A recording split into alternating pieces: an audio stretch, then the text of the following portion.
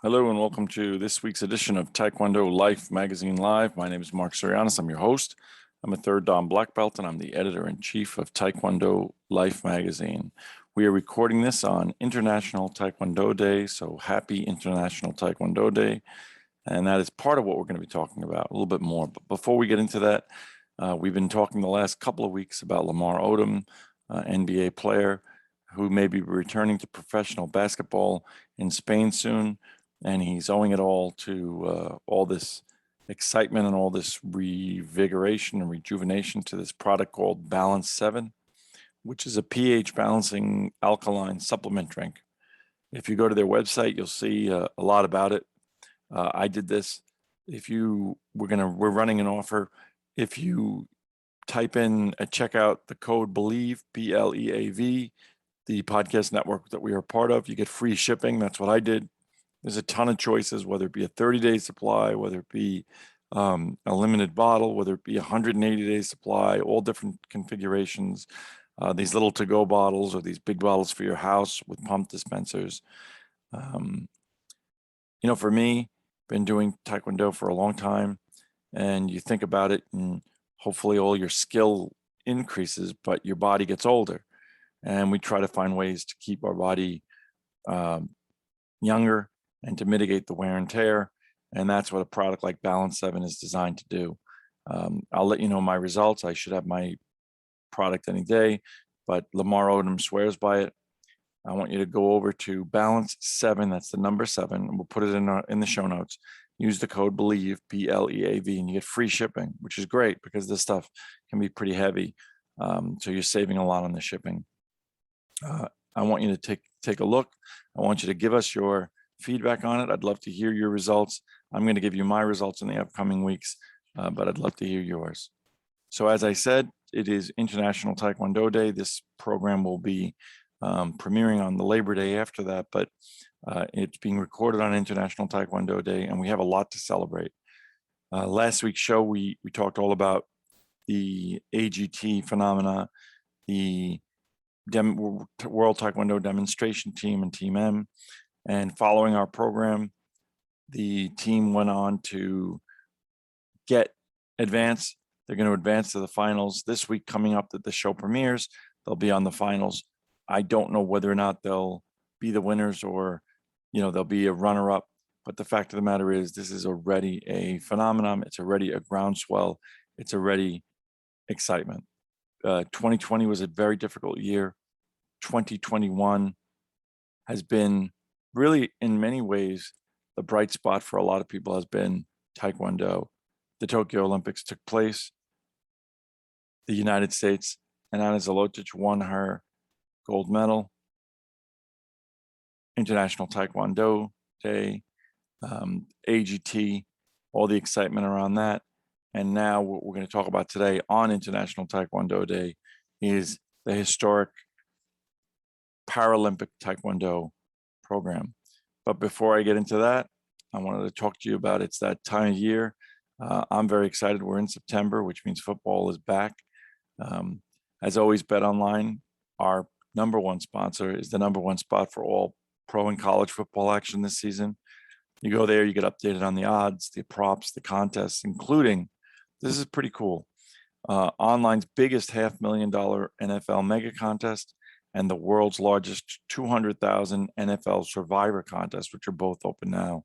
In addition to all the money you can win and the fun you can have, there are these contests.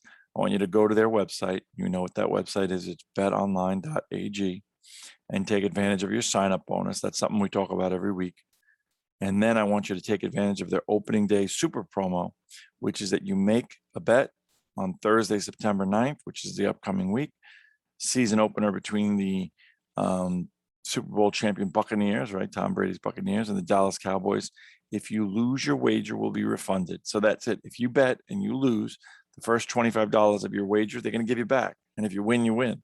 For new customers only when you sign up using the promo code NFL100. BetOnline is the fastest and easiest way to bet on all your sports. BetOnline are your online sportsbook experts. This show is presented by Balance 7 and BetOnline. please don't forget to like and subscribe us. I hate to do all these commercials and things at the beginning, but it's part of what we do. Got to pay the bills, right? Taekwondo has been a demonstration sport at the Olympics. We've talked about this since 1988. It became an official sport and premiered at the Sydney, Australia Olympics in 2000 and has continued since. It's developed, it's grown. Taekwondo is an international sport. We're in almost 200 countries. But alongside of this, or maybe lagging behind this to some degree, there has been a Paralympic movement in the country that the people at World Taekwondo, President Chow, others have embraced and brought into the Taekwondo movement, Paralympic Taekwondo.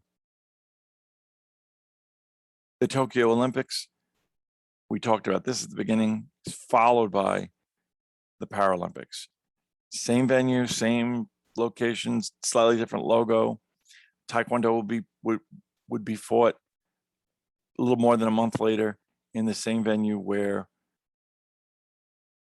Olympic IOC Taekwondo had been fought. So that's what happened starting 9/2, September 2nd, finishing on 9/4, International Taekwondo Day, was the historic and triumphant premiere of Paralympic Taekwondo. First time ever in the world.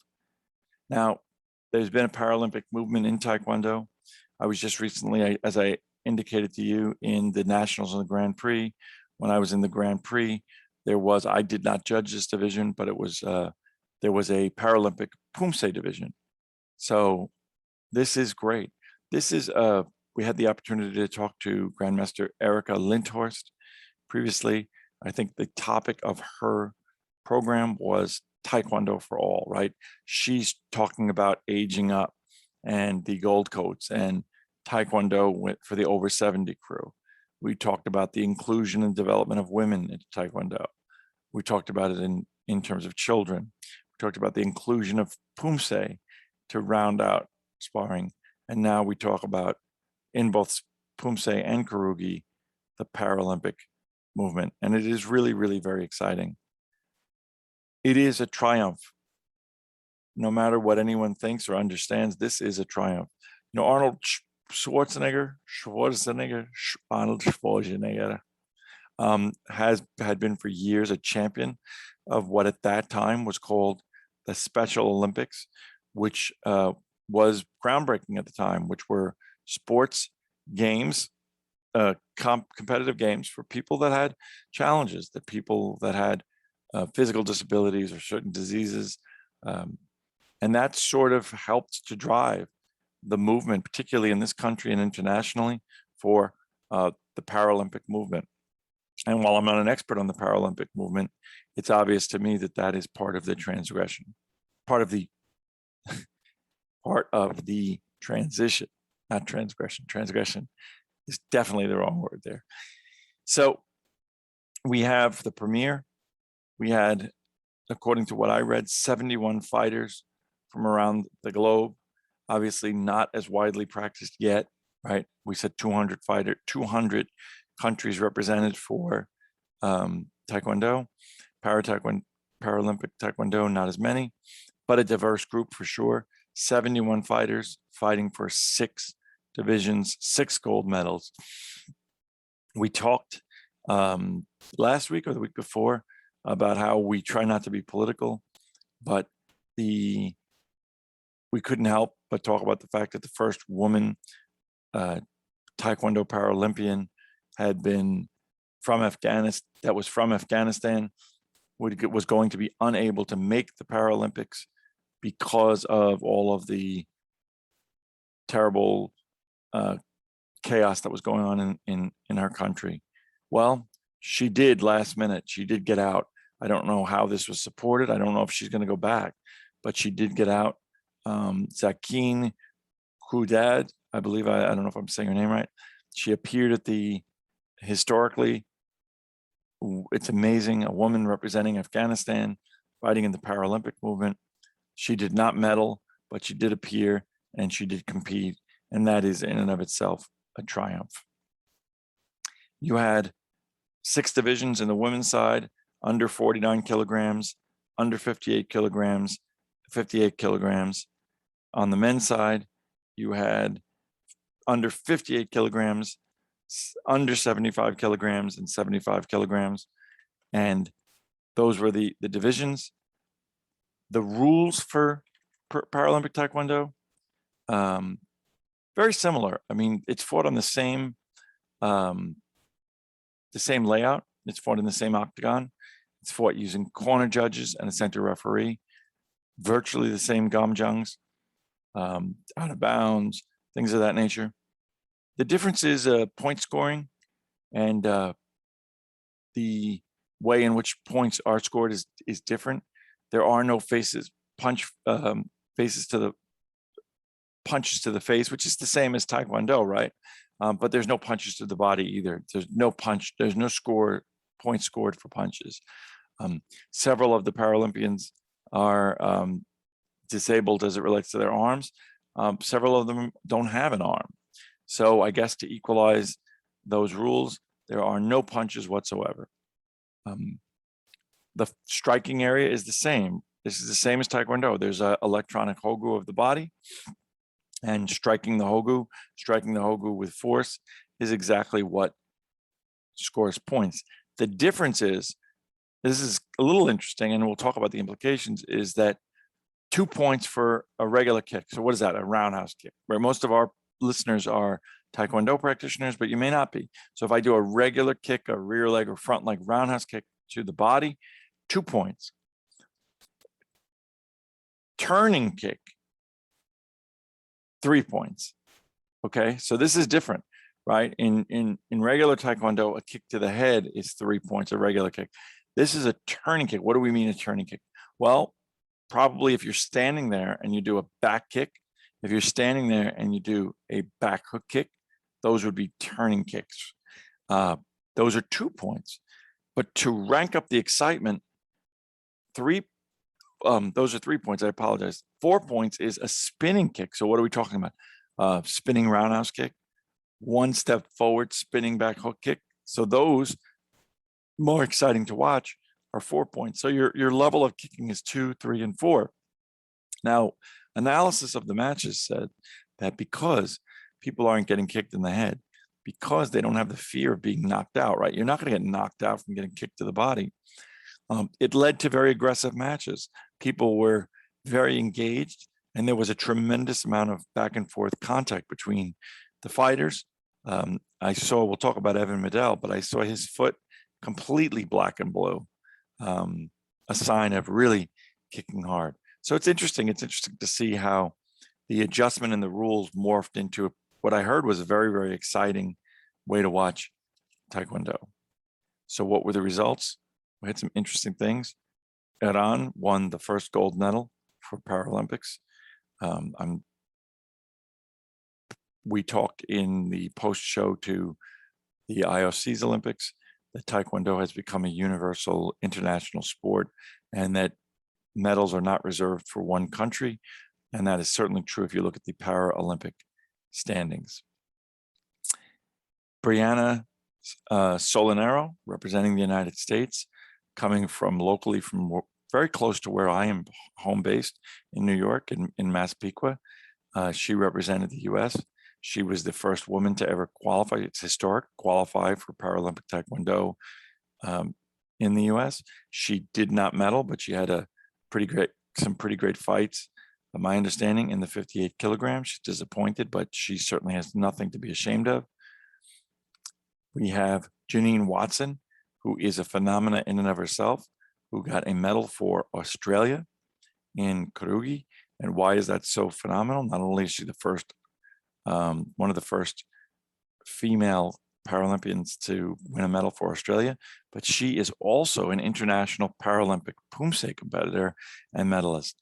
So there wasn't Paralympic Pumse, obviously, at the Paralympics. However, she is a Paralympic Pumse medalist. So Why is that interesting and exciting and different? Well, historically in the conventional Taekwondo world, you're either Kurogi or Pumse. Very few athletes are crossover. She is a Paralympian and she is crossover. She's Pumse, and obviously she does at a high level, and Kurogi, she obviously does at a high level. So congratulations to her. She is certainly somebody to watch.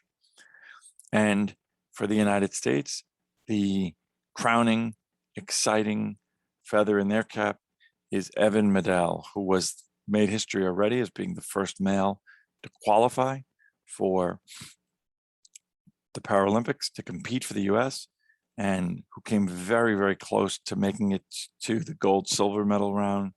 But I believe he was eliminated by Croatia. Croatia went on to win the silver medal in the match that Iran won the gold. So Evan went on in his bronze medal match to win in the 75 kilogram category, and he is truly a champion. He and Brianna were signing autographs at the Nationals, which I attended in San Antonio, the USAT Nationals. I didn't have a chance to go to that level and see them because I was refereeing, but I understand they had quite a following and did some autograph signing, and certainly those are even more interesting, exciting, and nostalgic now that this is over. So I assume that Paralympic Taekwondo will be a continuation in the Paris Olympics. I haven't read anything particular about it. At this time, post-Olympics, post-Paralympics, I'm sure there'll be adjustments that will be made, comments that will be made about the performance, about the PSS, about the refereeing, but that's fine. That's what happens. That's what happens every 4 years, and the Taekwondo world resets itself. So my name is Marc Zirogiannis. I'm wishing you a happy International Taekwondo Day. I don't know what you're doing in your local state, your local region, your local part of the world to celebrate. It is a little difficult this year and last year due to the COVID restrictions. It was very difficult for the organizations I'm involved in to do something. Historically, in my region, the New York Mets sponsor an International Taekwondo Day, and many of the metropolitan New York City Taekwondo schools engage in high-level demonstrations and board breaking on the city field. This year, that of course didn't happen, but hopefully in 2022, we will resume that. However, I did see tons of postings from folks who are participating in International Taekwondo Day events, whether they be local luncheons, celebrations, festivities, or just getting together with people in your dojang. It happened to be on a Saturday, so many people were in the dojangs. Anyway, I look forward to seeing you on the mats. My name is Marc Zirogiannis for Taekwondo Life Magazine. This episode has been brought to you by Balance 7 and by Bet Online, your online sportsbook expert.